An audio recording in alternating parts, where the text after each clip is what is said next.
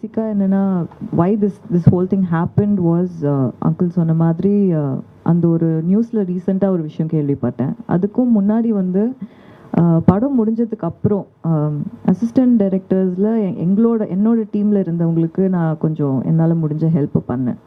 அது எங்கே வெளியே தெரிஞ்சுதா என்னன்றது எனக்கு தெரியல.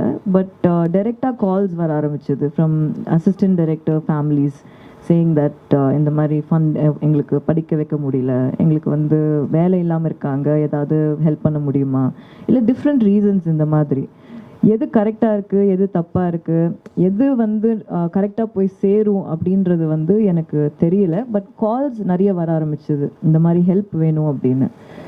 ஸோ ஐ தாட் இந்த மாதிரி ஒரு யூனியன் இருக்குது, இதுக்குன்னு வேலை செய்கிறவங்க இவ்வளோ பேர் இருக்கீங்க, இங்கே வந்து டைம் ஸ்பெண்ட் பண்ணி இதுக்குன்னே யூ புட்டிங் எஃபர்ட்.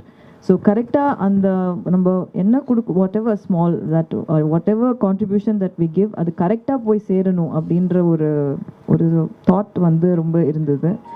அண்ட் கண்டினியூஸாக நம்மளால் முடிஞ்ச ஒரு சின்ன ஹெல்ப் வந்து பண்ணணும் அப்படின்றதுனால I reached out to uncle and asked him இதை எப்படி பண்ணணும் அப்படின்னு.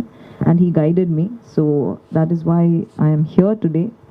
I just felt that being a part of the Directors Union and being a very, very proud member, I would like to contribute to the smallest way possible to assistant directors and their families.